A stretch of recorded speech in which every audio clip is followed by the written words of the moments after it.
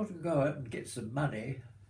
It doesn't grow on trees. So I joined the Air Force. I was a senior NCO and I had three, was it three? Yes, about three 2.5-year tours of the Far East, which was very enjoyable. A way of life that I could put up with any time. Yes. They always try to arrange it so that you went back home more or less in time for Christmas, which I thought was very nice of them. So in the Air Force they've got numerous voluntary bands. They were so desperately short of instrumentalists. They were asking for volunteers, please, we want musicians. And of course, in a nutshell, I became a musician. It was more to do with morale. Although I didn't approach it that way, it was a case of it was what I liked doing.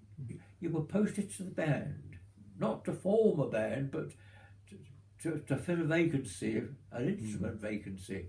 I had, including army service, wartime service, 37 years. Good experience anyway. You could see how two elements of society coexisted with one another and somehow managed to get some enjoyment out of it. Marching, counter-marching, and doing all sorts of things under the frosty glare of the air officer commanding.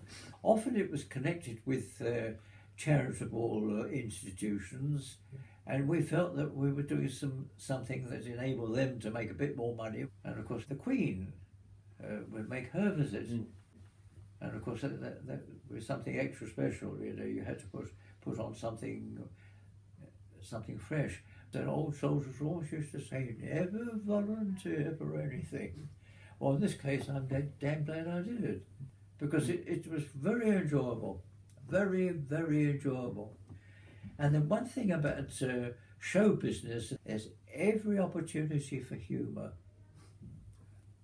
You could always have a laugh and a joke. If anybody came up and said, you bandsmen, just a moment, we are not bandsmen, we are musicians. And that was putting them in their place very frostily. I would cheerfully recommend the Air Force, even as it is now, as things are now. Yes.